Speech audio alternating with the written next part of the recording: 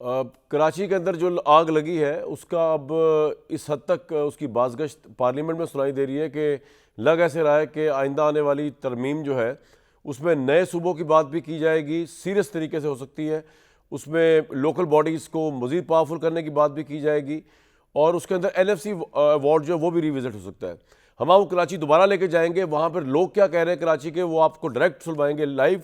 लेकिन उससे पहले आज पार्लियामेंट के अंदर जो बाज़गश्त सुनाई दी उसमें सबसे पहले तो MQM ने जिहाद का ऐलान किया पीपल्स पार्टी की हुकूमत के ख़िलाफ़।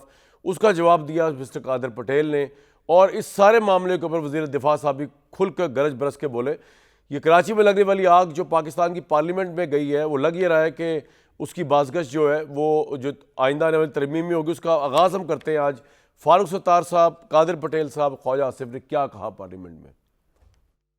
गुल प्लाजा में आग नहीं लगी, ये हमारे दिलों में आग लगी है।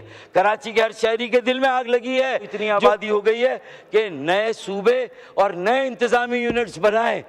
इतनी बड़ी आबादी का बोझ एक वजीर आला, चाहे सिंध का हो, चाहे पंजाब का हो, चाहे KPK का और बलूचिस्तान का भी हो, शायद इतनी बड़ी आबादी का बोझ नहीं सहार सकता।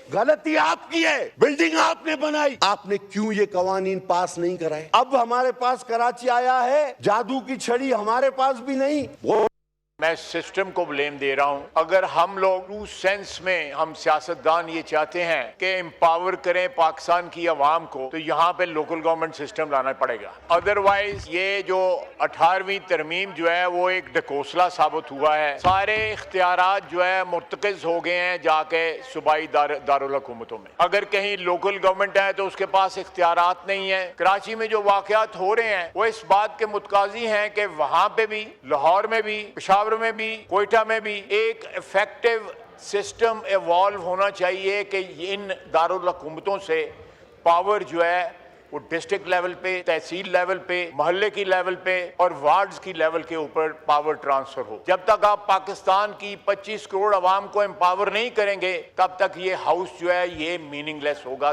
Sorry for saying that.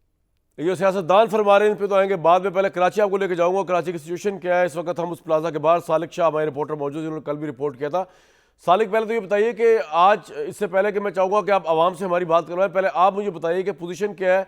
सुना भी तो काफ़ी हफ्ते लग जाएंगे पूरे ऑपरेशन को कंप्लीट होने में, और सुना है कि फायर फाइटर्स जो थे वो भी बेहोश हो गए अंदर जाके। मतलब क्या पोजीशन है भाई उधर?